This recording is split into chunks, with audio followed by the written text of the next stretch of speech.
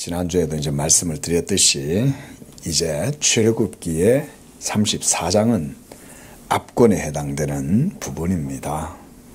율법을 수여하시는 하나님이 자기의 성정을 모세 앞에 드러내 보여주시는 이 장면이야말로 저는 구약에서 가장 찬란한 순간이다 라고 생각을 합니다.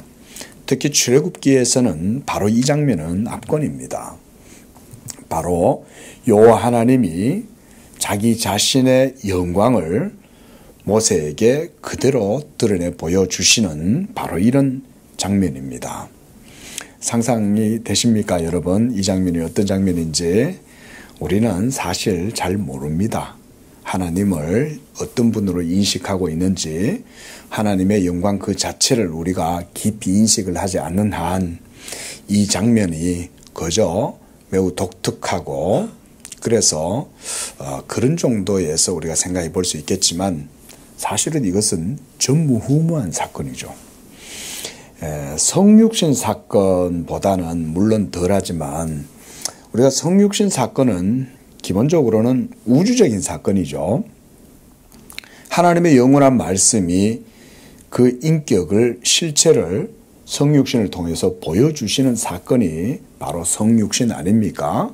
그런데 성육신 이전에 하나님이 자기의 성정을 인간에게 보여주시는 사건은 모세와 함께 호렙산에서 하나님이 율법 수여와 함께 자기를 보여주시는 바로 이 사건이라고 할 수가 있습니다.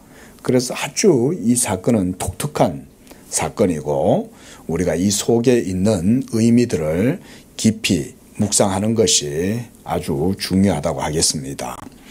자, 1절에서 하나님은 모세에게 너는 돌판 둘을 처음 것과 같이 다듬어 만들어라 그랬습니다.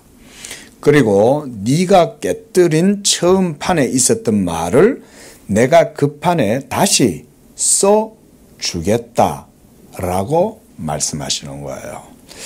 자, 이 말씀, 이거는 먼저는 아주 은혜로운 말씀이라고 할 수가 있습니다. 벌써 이스라엘 백성들이 24장에 보면 하나님께서 모세에게 율법 돌판을 부여하고 계시죠. 우리 24장으로 한번 잠깐 넘어가 보세요.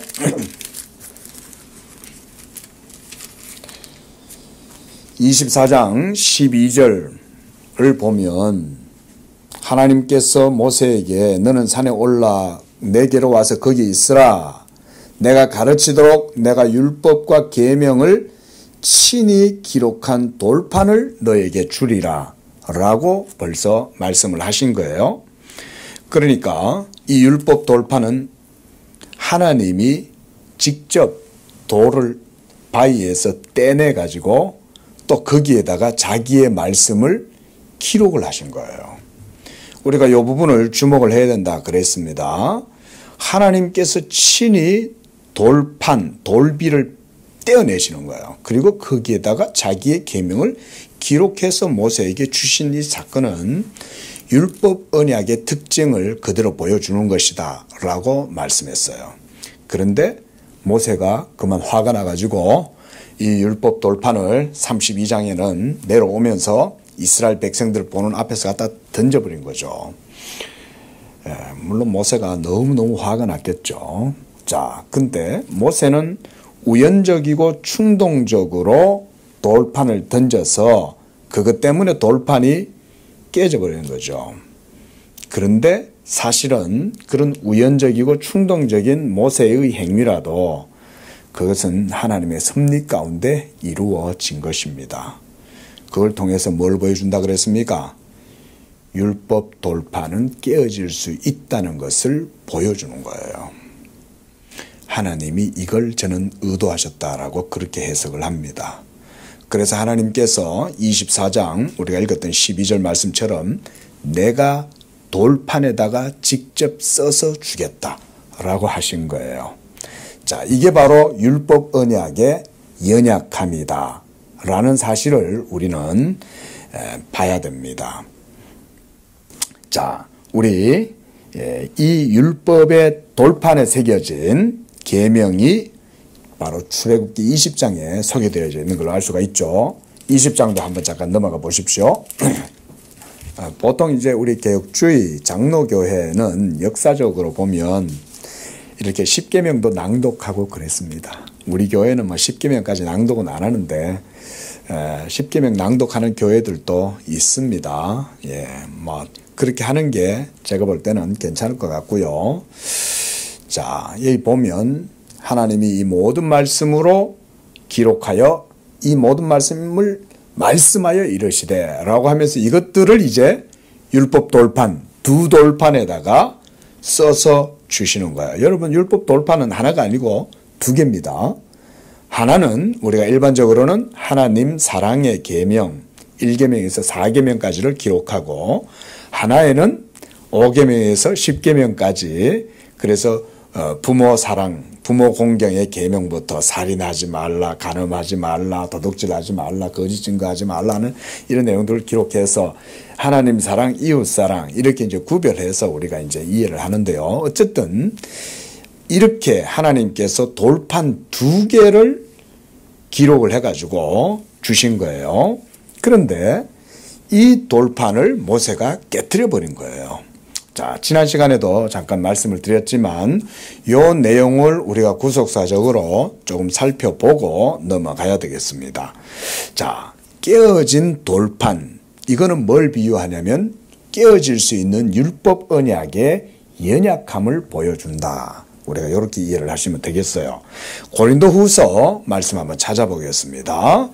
고린도후서 3장 3절로 한번 가보시기 바랍니다. 신약 성경, 제가 가지고 있는 성경 288쪽 어간이네요.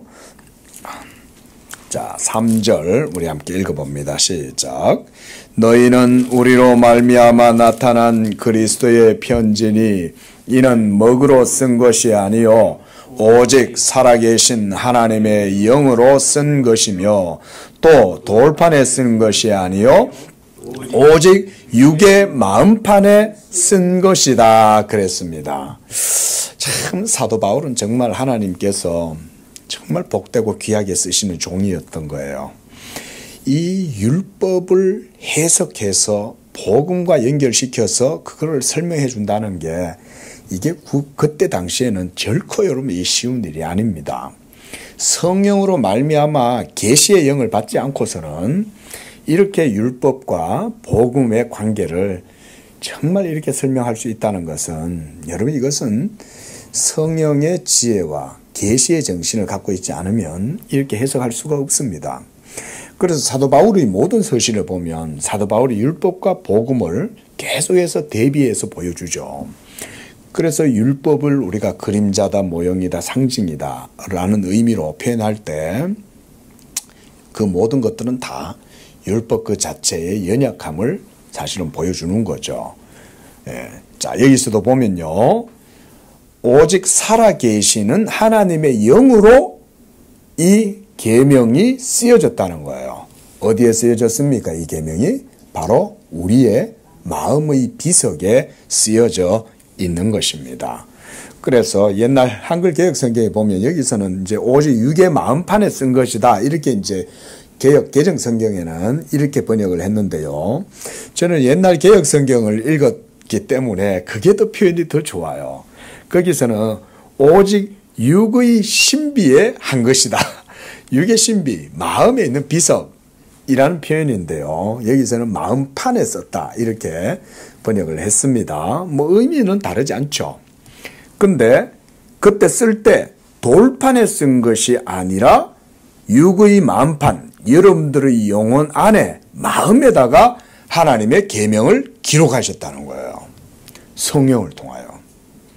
그러니까 우리가 언약신앙이라고 말할 때 우리가 하나님의 계명을 따라서 살아가는 거 아닙니까? 이제 그 계명이 어디다 기록되어 있다는 거예요? 구약시대처럼 돌판에다가 기록해놨다? 그게 아니라는 거예요. 돌판이 아니라 성령을 통하여 여러분들의 마음의 판에 하나님께서 자기의 계명을 기록해 놓으시는 거예요. 예? 그러니까 아주 우리는 이제 그 말씀을 따라서 살아가는 데 있어서 능동적으로 살아갈 수 있겠죠. 예. 영어 잘하는 사람은 사전 안 보잖아요. 그렇죠? 우리 강도사님 그렇습니까? 예? 영어 선생님이 뭐 사전 안 보십니까? 어떤지 모르겠는데 그래도 영어 공부 못하는 사람들은 영어를 하려고 그러면 사전을 펼쳐가지고 보고 이래야 되지만 영어 잘하는 사람은 벌써 머릿속에 이제 다 있죠. 영적으로 살아가기 얼마나 좋습니까? 하나님의 말씀을 따라 매이지 아니하고 자유롭게 계명의 말씀 따라 살아갈 수 있을 정도가 되려면 계명을 돌판에다 기록해 놔서는 능동적으로 살아갈 수가 없죠. 있죠? 하지만 복음의 자유함 속에서 하나님의 계명을 즐거이 순종할 수 있는 사람은 그 계명이 자기 마음에 영으로 기록된 사람은 주의 영이 있는 곳에 자유함이 있다고 그랬으니까 그 말씀을 즐거이 헌신하면서 말씀 따라 살아갈 수 있는 거예요. 사도 바울이 바로 이런 점들을 보는 거예요. 자, 그래서 하나님께서는 이 돌판을 통해서 이스라엘 백성들에게 율법 언약을 가르치시는 거예요, 여러분. 하나님이 그 돌판 깨질 줄 모르셨겠어요? 아시죠? 그러니까 모세한테 내가 친히 써가 주겠다는 거예요. 모세한테 야 모세야 서판을 만들어 가지고 와라. 그럼 내가 기록해 줄게. 이렇게 하신 게 아니었죠. 하나님이 의도적으로 친히 제작을 해가지고 주신 거예요. 뭘 의미합니까? 하나님의 율법 언약이 그 문서를 통해서 이루어진다는 걸 보여주는 거예요. 이런 의미를 우리가 본문에서 놓치면 안 됩니다. 그러나 바로 사도 바울이 방금 읽었던 이런 본문의 말씀처럼 이제는 더 이상 새 언약은 율법 돌판에 기록된 형태로 하나님과 성도 사이의 언약이 이루어지는 게 아니라 우리의 영혼 속에 성령을 통하여 하나님의 계명이 기록이 되고 그걸 통해서 성도들은 이제 자유롭게 하나님의 계명의 말씀을 따라 언약적 삶을 살아갈 수 있게 된다. 저는 이런 게 신약의 복음 언약 안에 있는 새 언약의 그런 삶이라고 봅니다. 그래서 6절 말씀도 보세요. 고린도후서 3장 6절 시작. 그가 또한 우리를 새 언약의 일꾼 되기에 만족하게 하셨으니 율법 조문으로 하지 아니하고 오직 영으로 함이니 율법 조문은 죽이는 것이요 영은 살리는 것이니라. 이 말씀 속에도 사도 바울의 율법과 복음에 대한 대비와 해석이 있죠. 율법 조문은 죽이는 것인 거예요. 죽인다는 말은 뭐냐면 율법 그 자체가 나쁘다는 말이 아니에요. 율법 그 자체의 특성이 우리 죄인들에게는 정죄하고 쏘는 것이죠. 그래서 여기서는 죽이는 것이라고 묘사를 하는 거예요. 왜냐하면 기록된 계명의 말씀대로 지켜 행하지 아니하는 자들마다 죄가 드러나면 어떻게 되겠어요? 그 죄로 말미암아 하나님께 심판을 받게 되겠죠. 그래서 죽이는 것이다 라고 사도 바울이 이렇게 말하는 거예요. 그리고 이 죽음 때문에 예수님이 죽으신 거예요. 그렇죠? 여러분들이 죽어야 되는데 예수님이 이 율법 조문은 죽이는 것이기 때문에 이 율법 조문을 죽이시려고 예수님이 자기의 몸으로 십자가에서 율법의 모든 형벌을 당하시는 거죠. 그래서 예수님이 죽으시는 거예요. 그러나 영은 어떻게 하는 거예요? 영은 살리는 것이다. 영은. 이 영이 바로 하나님의 말씀의 역사 아닙니까? 그 하나님의 말씀의 역사가 여러분 속에서 성령을 통하여 역사하실 때 그것은 더 이상 죽이는 문자가 아니라 여러분들의 죽은 영혼을 살려서 하나님의 계명의 말씀대로 살아갈 수 있도록 해주신다. 그게 영은 살리는 것이다 라는 의미예요. 단순히 죽은 영혼을 심장을 박동하게 하는 정도가 아니에요.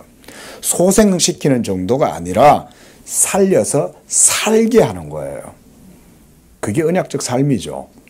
그래서 6절에서 사도 바울은 자기를 새 언약의 일꾼이다 이렇게 말했어요.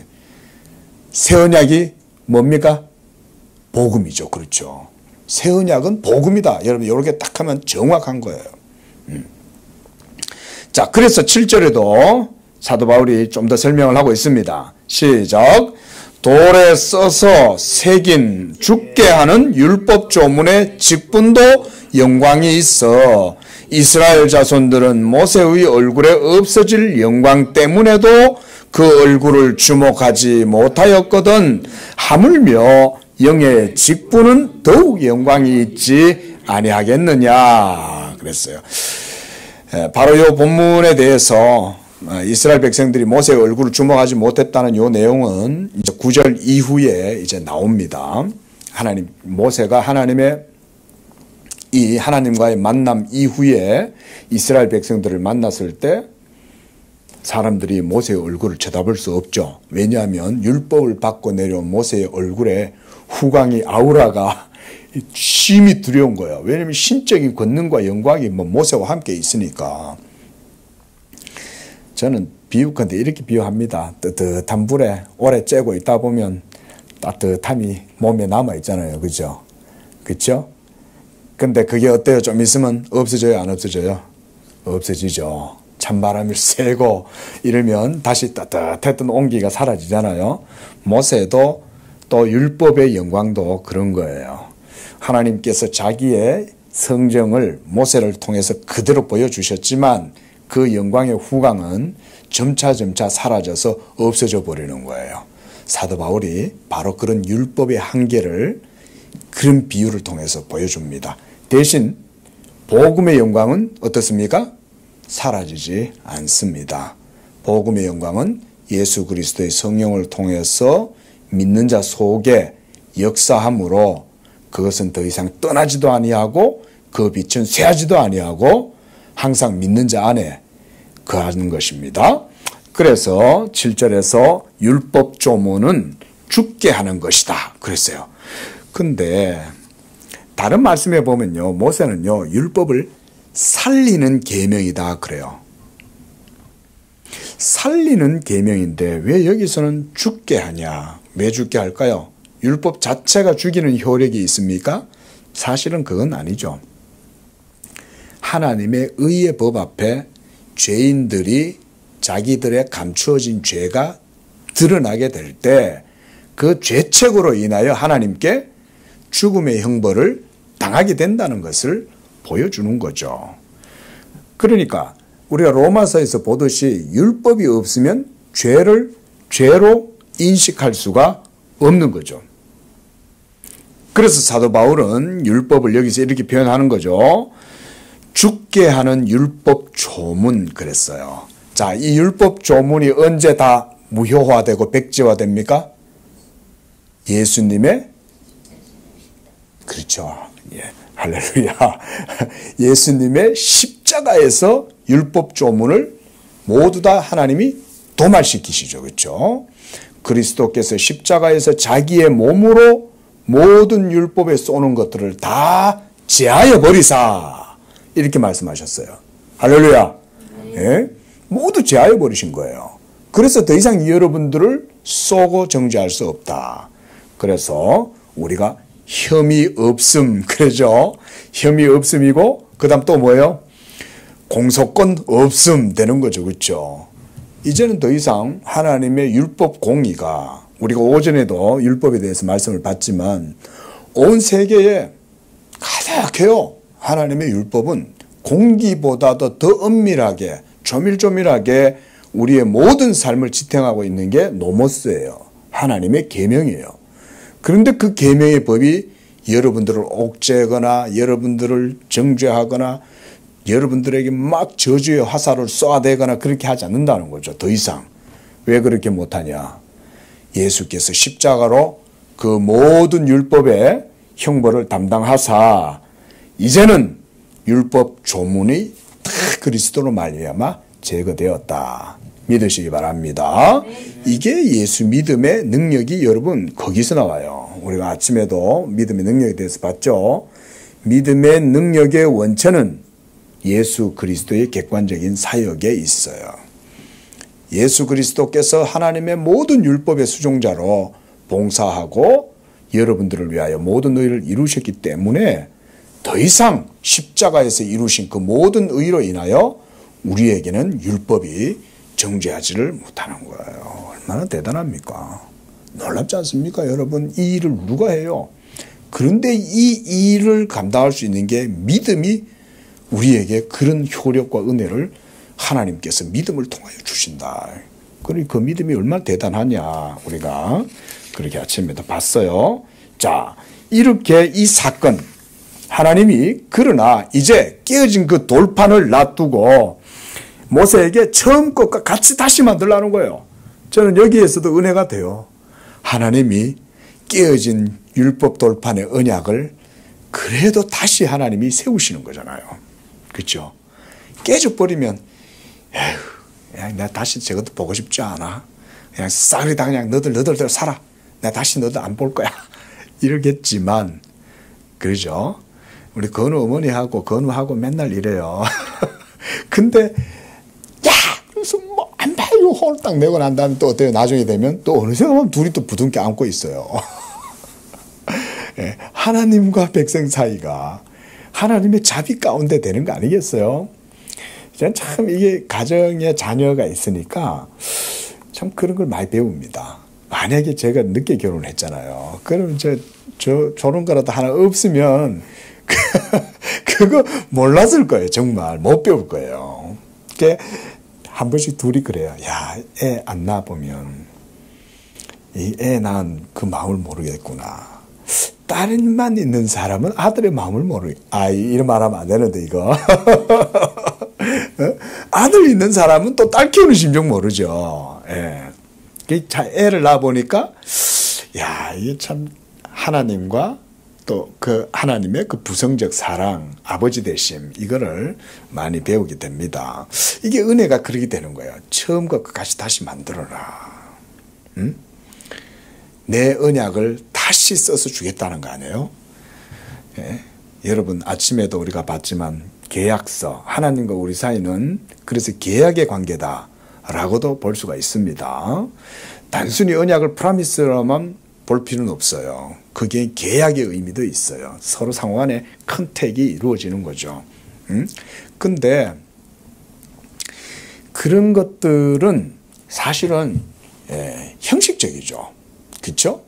하나님이 율법 조문을 준다고 해서 백성과의 언약의 관계가 돈독하게 이루어집니까? 사실 그게 아니라 실제로 하나님과 백성됨의 관계 속의 언약은 믿음으로 사실은 상호 간의 승인이 되죠. 그렇죠? 인간이 하나님을 믿고 그렇게 함으로 그분의 말씀에 대한 믿음을 가질 때 사실은 그 계명도 거기에서 승인이 되고 그래서 비준되는 거 아닙니까?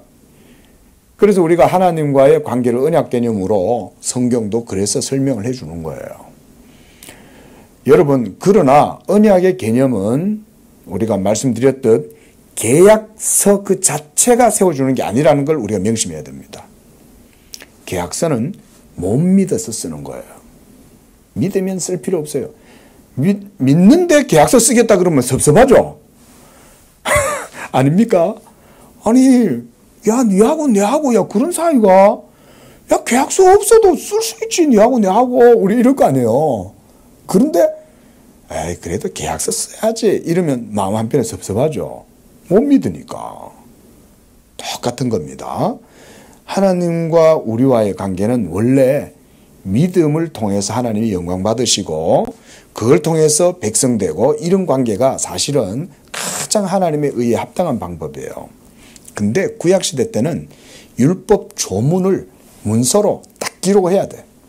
그래서 그 율법 조문대로 행하고 지킬 때라야 언약 백성이라고 하는 그 모든 의무라든가 이런 것들이 이루어지는 거죠. 하나님이 그래서 이 돌판을 써서 주시는 거예요. 원래 율법은 아브라함 언약 때부터 주어졌습니까? 언제 주어졌어요? 아브라함 언약 이후에 400년이 지나고서 주어진 거죠. 하나님의 역사를 섭리를 보여주는 거예요. 처음부터 하나님이 아브라함한테 이 돌판에다가 딱 계명 써서 줄 수도 있었지만 그게 아닌 거죠. 뭐가 더 뛰어나다는 겁니까? 율법이 더 뛰어나다는 거예요? 믿음이 더 뛰어나다는 거예요? 믿음이 더 뛰어나다는 걸 보여주는 거예요. 그래서 아브라함과는 언약이 믿음으로만 순수하게 이루어지는 거예요. 그리고 하나님은 아브라함이 여호와의 말씀을 믿으니 이를 그의 의로 여겨주심으로 언약의 관계가 성립이 돼버리는 거예요. 벌써 언약의 본질이 아브라함 언약 속에서 드러나죠. 아브라함은 여호와가 하시는 말씀을 그냥 믿은 거예요. 믿었을 때 여호와께서 그걸 기뻐하시면서 그걸 아브라함 언약의 핵심으로 딱 삼아버리신 거죠. 근데 400년 후에 율법 돌판을 통해서 하나님께서 형식을 세우시는 거죠. 왜 그랬겠냐. 백성을 못 믿는 거지, 하나님이. 백성을 못 믿는 거죠. 왜? 벌써 우리가 24장에서 바로 32장에서 봤잖아요. 그렇죠? 24장에서 모세는 하나님과 만나서 돌판을 받고 있는 그때 바로 24장에서 32장 때까지 계속 율법에 대한 내용이 주어졌지만 이스라엘 백성들은 모세가 40일 동안 산에서 올라가도 안 내려오니까 그새 밑에서는 금신상을 만들고 우상을 만들고 온갖 죄를 범하고 있잖아요. 그 40일을 못 참고 죄를 저질렀다고요. 자, 그 전에 벌써 하나님은 백성들과 언약을 맺었어요. 그렇죠? 그랬죠. 우리가 전에 봤어요. 그래서 우리가 여호와께서 명하시는 대로 다 행하리이다 라고 백성들도 하나님 앞에 서약했어요. 그러니까 언약이 기본적으로 계약이 이루어진 거예요. 서로 상호간에. 그런데 백성들은 모세가 이제 그 계약서, 하나님이 이제 계약서를 써줄 테니까 올라오라 이 말인 거예요. 한마디로. 그런데 그 40일 동안 만에 완전히 계약을 다 파기시켜버린 거죠. 밑에서. 그 모세가 돌판을 던지는 것도 어떻게 보면 그런 의미에서도 볼 수 있겠죠. 이것들아 이러면서 던져버린 거 아니에요? 근데 그게 박살이 나버렸단 말이죠. 이게 바로 이스라엘 백성들이 하나님의 율법 언약에는 합당치 못한 존재라는 것을 벌써부터 보여주는 거죠. 그리고 결국 이 옛 언약, 율법 언약은 결국 이스라엘 역사 속에서 완전히 깨어지고 새로운 언약이 준비되죠. 자, 우리 요거까지 보겠습니다. 이번에는 예레미야서 말씀 들어가 보겠습니다. 이번에는 예레미야서 31장으로 한번 가보십시오. 31절.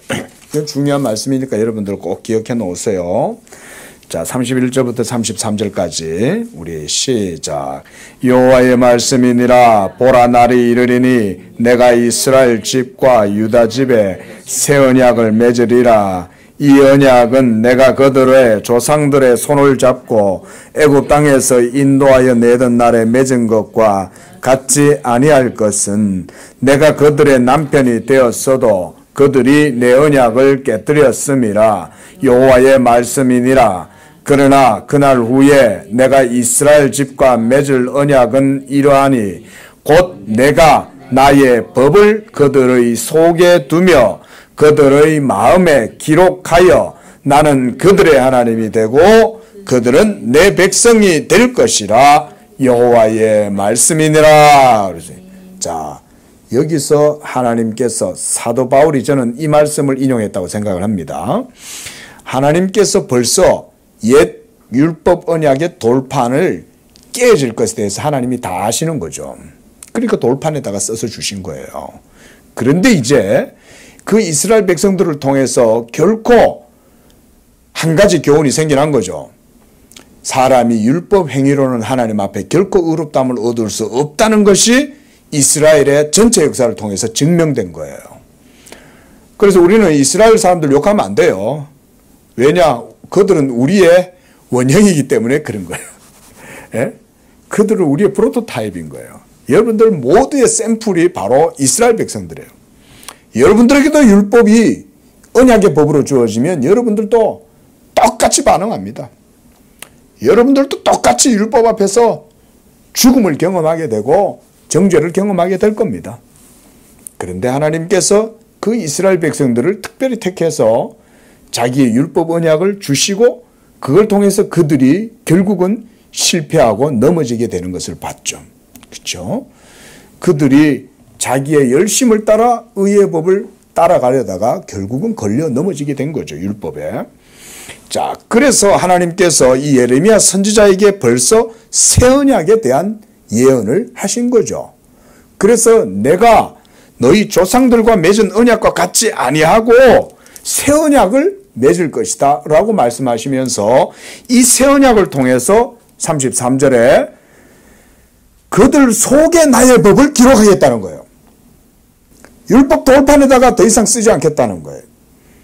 그래서 마음에다가 기록하여 나는 그들의 하나님이 되고 그들은 내 백성이 되게 되는 이 언약이 이루어지게 될 것이다. 이게 언약의 주요 골자죠. 하나님은 우리의 하나님이 되고 우리는 그의 백성 되는 것. 이게 여러분 성경의 모든 율법에 대한 가장 핵심적인 표현입니다. 이거는 요한계시록 마지막에 가도 그 표현이 동일하게 나와요. 자, 이런 내용들을 하나님께서는 미리 다 아시고 지금 자기 언약이 이스라엘 백성들의 살에 있도록 하기 위해서 이 일을 행하고 계시는 거죠. 우리가 그래서 출애굽기에서 하나님의 열심을 봐야 된다 그랬습니다. 하나님은 자기 언약에 대한 모든 그 섭리를요 조금도 흐트리지 않습니다. 철저하게 그 일들을 행하신다. 자, 제가 이 1절에서 많이 머물러 있었는데 깨어진 율법 돌판, 그것은 옛 율법 언약의 연약함을 보여준다 그랬고요. 이제는 신약에 이르러서는 새 언약을 통해서 더 이상 깨어지지 아니하고 그 하나님의 율법 조문이 이제는 여러분들의 마음속에 기록되게 하심으로써 여러분들로 하여금 하나님의 언약 백성의 삶을 살아가도록 해주시는 것이다. 우리가 이런 내용들을 보는 거예요. 자, 2절을 보면요. 제가 조금 빨리 볼게요. 자, 2절부터는 여전히 앞서 출애굽기 19장에서처럼 하나님이 동일하게 경고를 하셔요. 하나님이 강림하시는 그 호렙산엔 아무도 가까이 하지 마라. 라고 하면서 양과 소도 산 앞에서 먹지 못하도록 모두 다 물려라. 이렇게 말하죠. 자, 이것은 바로 하나님의 엄중함, 이걸 보여준다 그랬습니다. 그렇죠? 하나님의 엄의하심을 보여주는 거죠. 왜 이렇게 하실까요? 율법의 의를, 하나님의 영광을 강조하기 위해서 이렇게 하시는 겁니다. 얼마나 우리는 하나님을 만으로 여기고 쉽게 여깁니까? 그렇죠? 은혜라고 들먹이면서 하나님을 친구처럼 여기잖아요. 그렇죠? 아닙니까? 하나님 너무 쉽게 생각하잖아요. 요즘 뭐 웹툰 이런 게 발전이 돼갖고 예수님 등에 타고 가고 예수님하고 같이 어깨동무하고 막 이런 그림들 많이 있잖아요. 복음을 알고 그런 그림을 보면 좀 그나마 좀 괜찮겠는데 복음을 모르고 그린 그림을 보면 하나님이 그런 분인 줄 알아요. 만만한 분인 줄 알아. 그러니까 뭐 광화문에 어떤 정신 나간 사람은 하나님 난 내 손에 죽는다 뭐 이런 소리를 하잖아요. 예? 참 설교단에서 참 말하기도 뭐한 사람은 아니에요. 그런 거를 하나님 나한테 까불면 죽는다는 소리를 어떻게 하냐고. 그게 지옥의 자식이 아닌다며. 예? 하나님을 모르면 인생들은 하나님을 자기들 식대로 그냥 막 이해하는 거예요. 예? 악해가지고. 그냥 무지한 정도가 아닌 거예요. 악한 거예요. 악한 거. 얼마나 악해. 옆집에 사는 아저씨한테도 그런 소리 안 할 건데. 예?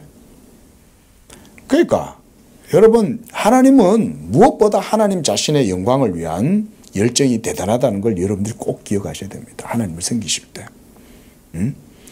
따라합시다. 하나님은 자기 영광을 위한 열심을 갖고 일하신다. 여러분 이거 꼭 기억하세요. 항상 고백하세요. 여러분들이 뭘 하시든 여러분들이 지치든 여러분들이 충만하든 잘되든 못되든 어떤 상황 속에서도 이거 고백하세요. 하나님은 자기 영광을 위하여 모든 일들을 다 하신다. 특별히 저는 오늘 본문 2절에서 9절까지 내용 중에서 삼일체에 대해서 조금만 보려고 그래요. 여러분 지금 여기서 모세한테 지시하시는 분은 성부, 성자, 성령 삼위 가운데 누구세요? 성자 예수 그리스도께서 이 일들을 지금 준비하고 계시는 거예요. 지금 상황은 하나님과 모세가 이제 만나고자 하는 그 사이에 이루어지는 일이에요. 아직 하나님은 안 나타나신 거예요. 근데 성자께서 모세에게 준비시키는 거죠. 이제 여호와의 영광이 시내산에 임하게 될 것이고 그 영광이 임할 때 그 산 주위에 아무것들도 범접하지 못하도록 엄중하게 경고해. 그래서 아무도 오지 못하게 해. 라고 지금 말씀하고 있는 상황인 거예요. 그러니까 지금 이 말씀하고 계시는 분은 신학적으로 우리가 보면 성자 예수 그리스도께서 아버지 삼위 하나님의 영광을 보여주기 위하여 지금 준비하고 계시는 상황인 거예요. 그리고 이 예수를 통해서 하나님의 영광이 나타나야 되기 때문에 예수님이 미리 준비하시는 거예요. 야, 이제 하나님의 영광을 내가 보여줄 건데 그 하나님의 영광에 범접하거나 촉범될 수 있는 것들이 있으면 다 없애. 전부 다. 지금 그거 준비하고 계시는 거예요. 그래서 거기에서 2절에 보면 3절에 아무도 너와 함께 오르지 말고 온 산에 아무것도 나타나지 못하게 하고 양과 소도 산 앞에서 먹지 못하게 해. 다 제거해요. 이렇게 하심으로써 뭐 때문에 그럴까요? 바로 여호와의 영광 그 자체를 여호와가 가장 중요하게 여기시는 거예요. 군대에 있으면 사단장 온다 그러면 야단 나요. 저는 직할 때에 있어서 사단장님이 몇 번 왔어. 죽겠어 올 때마다 청소하느라고. 예? 간물 뭐 내무반에 오지도 않는데 간물대 안에만 전부 다 정리 다 해야 돼. 혹시나 뭐 오면 어떻게 되겠습니까? 예? 빗자루 들고 막 다 쓸고 청소하고 막 다 닦고 막 이렇게 하나님이 임하시는 거예요. 그리고 그 영광을 지금 성자 예수 그리스도가 친히 모세한테 보여주시려고 지금 이 일을 하고 계신다. 우리가 이렇게 본문을 보시는 게 좋습니다. 그래서 4절에 모세가 돌판 둘을 처음 것과 같이 깎아 만들어 이번에는 모세가 만들어 가요. 이것도 저는 동일한 섭리라고 생각을 합니다. 처음에는 하나님이 직접 돌을 떼어서 거기에다가 기록하셔서 모세에게 주었지만 이제 깨진 그 돌판은 더 이상 하나님이 써주시지 않고 돌판을 떼시지 않고 모세가 돌을 따듬어서 가져가면 거기에 써주시는 거예요. 이것이 바로 깨어질 수 있는 율법의 연약함을 보여주는 겁니다. 하나님은 더 이상 돌에 쓰시지 않고 이제 어디 쓰시겠다는 거예요? 마음에다가 쓰시기로 마음을 먹으신 거예요. 이 약하고 강팍하고 목이 뻣뻣한 백성들, 내가 너희들한테 이 언약의 법을 써가지고 주지만 이 법은 너무 귀해. 근데 너희들한테 돌에다가 써줬더니 도무지 이 법을 받을 만한 그런 너희들이 모습이 아니어서 이젠 더 이상 내가 새로 내가 돌판 마련하지 않겠다. 이제는 내가 마음의 판에다가 이 계명을 써서 하나님의 영광을 드러내겠다. 이런 하나님의 의도라고 볼 수가 있습니다. 그래서 두 돌판을 손에 들고 여호와의 명령대로 시내산에 올라갔다 그랬습니다. 자, 이제 아주 정말 스펙타클한 이런 장면이 이제 등장합니다. 이제 5절부터 자 보세요. 말씀드렸듯 우리가 봤습니다. 바로 이 장면 우리가 33장에서도 모세와 여호와가 만나서 내가 너와 만나주겠다 라고 하신 내용이 33장에도 있었죠. 거기에서 우리가 삼일체 얘기를 했습니다. 자, 이제 그 장면이 이루어지는 거예요. 자, 보세요. 5절에 여호와께서 구름 가운데에 강림하사 그와 함께 거기 서서 누구와 함께? 모세와 함께 여호와께서 서 계시는 거예요. 모세하고 같이. 그 다음 어떻게 하셔요? 여호와의 이름을 선포하시는 거예요. 모세 옆에 여호와가 서서 강림하신 다음 목사와 함께 있는데 모세 옆에서 서가지고는 여호와의 이름을 반복하고 계시는 거예요. 자, 여호와가 여호와의 이름을 선포하고 계시는 거죠. 그러니까 여기서 모세 옆에 서서 여호와를 선포하고 계시는 그 여호와는 누구시라는 거죠? 그렇죠. 그냥 예수님. 삼일체 가운데 제2위격이신 성자 예수 그리스도가 중보자로 모세 옆에 딱 서 계시는 거예요. 마치 베드로와 야고보와 요한이 비오나산에 올라가서 모세와 엘리야와 대화하시는 예수님을 보는 것처럼 예수님이 모세 옆에 딱 서 계신다고 볼 수 있는 거예요. 그리고 이제 6절 여호와께서 그의 앞으로 지나시며 누구 앞으로? 모세 앞으로 지나가시는 거예요. 모세 앞으로 지나가시면서 뭐래요? 여호와라 여호와라 자비롭고 은혜롭고 노하기를 더디하고 인자와 진실이 많은 하나님이라 라고 하면서 여호와를 반포하고 프로클레이밍 선포하시고 지나가시는 거예요. 여기에 대해서 갈비는요 보여주신데 비디오가 아니고 오디오라는 것을 강조를 많이 했어요. 하나님의 말씀을 누가 들려준다는 거예요? 예수님이 하나님을 우리에게 자기의 음성으로 들려주시는 거예요. 그래서 비디오 데이가 아닌 오디오 데이다. 들리는 음성으로 하나님이 하나님을 선포하신다. 예? 그래서 비디오 데이가 아닌 오디오 데이라는 거예요. 하나님께서 예수 그리스도께서 하나님의 말씀을 모세에게 선포하시는 거예요. 그리고 그것이 선포되어짐으로써 여호와의 영광이 그 가운데서 드러나는 거예요. 여러분, 하나님의 음성은 많은 물소리와 같고 하나님의 음성은 폭포수보다 더 큰 줄로 믿습니다.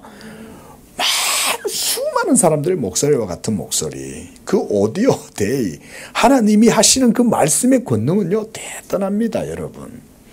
여러분들한테 장관을 쫙 펼쳐져 보여가지고 마치 드라마틱하게 파노라마처럼 무슨 비디오처럼 여러분들한테 쫙 보여주면 그걸로 우리는 여호와의 영광을 보는 것 같지만 사실 그렇지 않습니다. 갈비는 여기서 하나님의 말씀이 선포되어질 때 그 음성을 들음으로 우리는 여호와를 본다 그러는 거예요. 얼마나 대단합니까 여러분? 예? 모세에게 하나님이 선포하시는 거예요. 그래서 선포하심을 통하여 삼위일체 하나님의 영광을 모세에게 하나님이 보여주는 거예요. 여러분 이 시간 우리도 설교는 보는 설교가 아니고 듣는 설교죠. 여러분 설교는 하나님이 자기를 보여주시는 수단입니다. 예수 그리스도의 복음이 선포되면 그 선포됨을 통하여 여러분이 하늘에 계시는 영원한 그분을 여러분들이 보는 거예요. 영원히. 예? 거기까지 적용해서 설명할 수 있어요. 그런데 바로 그 여호와가 자기의 성정을 드러내 보이실 때 그분은 이렇게 묘사가 되고 있습니다. 자비롭고 은혜롭고 노하기를 더디하고 인자와 진실이 많은 하나님이라. 여러분 이 하나님은 어떤 하나님입니까? 율법의 의로 자기를 드러내시는 분입니까? 복음의 자비와 복음의 긍휼 가운데 자기를 드러내시는 하나님. 여러분 이분이 우리의 하나님인 거예요. 우리가 진짜 믿는 하나님 바로 이분인 거예요. 자비의 하나님, 은총의 하나님, 긍휼의 하나님, 인자와 진실하시고 사랑이 많으시고 끝이 없는 그 하나님. 예수 그리스도를 통하여 우리에게 자기를 나타내 보이시는 하나님. 이게 여호와의 성정인 거예요. 근데 이 성정을 못 보는 사람들에게는 하나님은 어떤 분이겠어요? 바로 다음에 나오는 이런 7절 하반절에 나오는 이런 사람들에게는 하나님이 이런 분인 거예요. 벌을 면제하지 아니하고 아버지의 악행을 자손 3, 4대까지 보응하시는 공의의 하나님으로 드러나시는 거죠. 그뿐만 아니죠. 이 정도는 사실은 약하죠. 하나님이 버려버리는 거죠. 그리스도 안에 있지 아니하는 자들은 하나님의 이 공의로운 심판 앞에서 버림을 받으면 결코 하나님을 자비와 긍휼의 하나님으로 인식할 수가 없습니다, 여러분. 그리스도 예수 안에서 자비하신 하나님이 자기를 우리에게 드러내 보이실 때는 주 예수 얼굴 영광이 해같이 빛나네. 주 예수 얼굴에 있는 하나님의 영광을 아는 그 빛을 보고 그 자비하심을 깊이 인식하는 거예요. 제2위이신 성자 예수 그리스도께서 우리에게 아버지를 보여주시는 거예요. 바로 이 드라마틱한 사건이 바로 오늘 5절에서부터 지금 모세에게 주어지고 있는 거예요. 그리고 놀랍게도 모세는 바로 이런 하나님을 보고자 했던 거예요. 그래서 33장에서 모세는 담대하게 하나님한테 주여 내가 주의 영광 보기를 원하나이다. 놀라운 기도를 하나님께 한 거죠. 모세가 하나님의 영광 못 봤냐 이거예요. 그렇죠? 시내산에 임하시는 여호와의 영광을 직접 보고 애굽에서 10가지 재앙을 통해서 권능을 받고 홍해를 가르는 사건을 받고 메추라기와 만나를 내리는 사건을 봤으며 여호와의 영광을 시내산에서 직접 봤는데 뭘 또 보여달라냐 이거예요. 뭘 또 하나님한테. 근데 모세는 그 하나님의 위엄과 엄중함을 보고서도 여호와의 영광 보기를 원했다는 거예요. 그게 뭐겠어요? 새 엘리야가 들었던 그 세미한 음성, 하나님의 깊은 자비, 하나님의 성정 깊은 곳에 있는 그 무궁한 자비하심을 모세는 보고자 했던 것입니다. 저는 그렇게 해석을 해요. 그러지 않고서는 하나님의 영광, 다른 영광 없죠. 근데 우리가 하나님의 영광이라는 것은 바로 복음의 영광인 줄로 믿습니다. 예수 그리스도를 아는 그 빛 가운데에서 하나님을 알면 하나님은 이와 같이 긍휼과 자비와 은혜가 충만하시고 끝없이 베풀어 주시는 은총인 거예요. 예? 바로 이런 것을 성자 예수 그리스도께서 지금 모세 앞을 지나가는 가운데 모세에게 여호와의 영광을 선포하고 계셔. 그리고 그 2위이신 예수 그리스도의 선포를 통해서 삼일체 하나님의 그 영광을 모세가 보는 거예요. 그런데 이것마저도 복음의 영광을 율법의 영광에 빼앗기지 않습니다. 여러분 이런 것도 우리는요 구속사적으로 여기서 읽어내야 됩니다. 하나님은요 복음의 영광을 더 중요하게 여깁니다. 그래서 율법의 영광이 복음의 영광보다 더 뛰어나지 못하다는 걸 하나님은 보여주시는 거예요. 왜 율법의 영광이 복음의 영광보다 더 뛰어나지 못하도록 하나님이 그렇게 하실까요? 복음의 영광이 무엇이니까?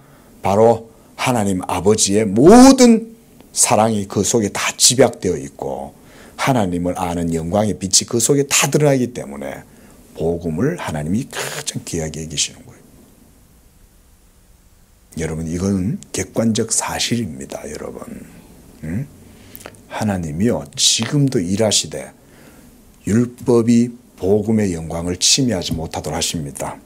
저는 조금 논외이긴 한데요. 개인적으로 저 팔레스타인에서 일어나게 되는 민족과 종교와 문화의 갈등들을요 그렇게 봅니다. 이번에 하마스가 여러분 밝혔죠. 왜 이스라엘로 하여금 그렇게 그냥 공격을 하고 전쟁을 폈냐 그랬더니 하마스가 뭐라는지 아세요? 이스라엘이 거기서 정치적으로 계속 자리를 잡고 흔들리지 아니하고 꼿꼿하게 서가지고 있지 않도록 그들의 모든 기반을 흔들기로 했다는 거예요. 여러분 그게 뭐처럼 보여요? 그게 목사기에는 어떻게 들리는지 아세요? 율법의 권위가 복음의 영광에 침해하지 못하도록 하나님이 섭리하신다. 저한테는 그게 그렇게 들립니다. 여러분 하나님이 저 구약 이스라엘 아브라함의 혈통에서 모세의 제자들이라고 자부하는 그 사람들의 모든 그 사회와 정치라든가 모든 경제들을 모든 사회 시스템 기반을 평온하도록 하나님이 안 놔두시는 거예요. 흔들어 버리는 거예요. 저는 그렇게 이해해요. 예? 그 땅을 하나님 계속 스트러글한 상태로 내버려 두는 거예요. 안 그러면 또 백투더 예루살렘 한다 그럴 거 아니에요 또. 응? 뭐 유대인들한테 찬조금 내가면서까지 하잖아요. 응? 너희들 좀 다 가서 다 저 팔레스타인으로 돌아가. 아니 유대인들이 혈통으로 난 자들이 팔레스타인의 전 세계에 있는 모든 유대인이 다 모이면 그럼 하나님 나라가 이루어집니까? 그게 성경입니까? 그러니까 하나님이 일절 허락 안 하시는 거예요. 저는 그렇게 해석합니다. 이런 사건들을. 여러분 율법이 아무리 하나님의 법으로 영광스러워도 하나님이 그것을 복음의 자리에다 내주는 거예요. 하나님께서 그 영광을. 응? 이 성전의 영광이 이전 영광보다 더하리라 그러잖아요. 하나님의 복음의 영광은 여러분 하나님 안에 깊이 감춰져 있는 하나님의 성전 깊은 곳에 있는 거예요. 그게 바로 예수 그리스도를 믿음으로 의롭다함을 얻게 되는 복음의 자비인 줄로 믿습니다. 이 자비를 하나님이 가장 귀하게 여기시는 거예요, 여러분. 이런 게 복음의 정수예요. 하나님께서 오늘 이 사건을 통해서 바로 그것을 보여줍니다. 7절에 보니까 인자를 천대까지 베풀고 악과 과실과 죄를 용서하리라 그랬어요. 하나님의 복음의 은총은 이와 같이 천대까지 인자를 베푼다. 예? 주여 내가 몇 번 용서하리이까? 7번 용서하리이까? 예수님이 뭐라 그랬어요? 70번에 7번이라도 용서해줘라. 뭔 얘기입니까? 복음의 자비를 보여주는 거예요. 그게 하나님의 진리고 그게 바로 복음이다. 그렇게 해서 이제 하나님께서 모세의 기도대로 자기의 영광을 드러내 보여주시는데, 자, 하나님의 얼굴을 봤어요? 안 봤어요? 모세가 못 보죠. 하나님이 안 보여주죠. 왜 그런지 아세요? 이제 이 정도면 이제 알아들어야죠. 율법의 아이콘인 모세에게는 하나님이 복음의 영광의 빛을, 실체를 파님 여호와의 얼굴을 안 보여주는 거예요. 예? 여호와의 얼굴을 안 보여주는데도 불구하고 그 율법의 영광이 너무나 뛰어나니까 오늘 우리가 고린도후서 말씀처럼 6절 말씀처럼 율법의 영광으로 후광을 입은 모세의 얼굴도 백성들이 보고 두려워하죠. 그렇죠? 그게 율법의 영광인 거예요. 이걸 복음의 영광과 하나님이 대비시켜 주시는 거예요. 그렇게 해서 율법의 영광이 복음의 영광이 율법의 영광보다 훨씬 탁월하고 뛰어나다는 걸 보여주시는 겁니다. 이게 예수 믿음인 줄로 믿습니다. 얼마나 감사합니까, 여러분? 이게 믿음의 은혜예요, 이게. 하나님이 이렇게 자기의 진리를 우리에게 베풀어 주시는 것입니다. 얼굴을 안 보여주시는 하나님. 대신 등만 보여주시는 거죠. 등은 그래 따지면 복음의 등이지.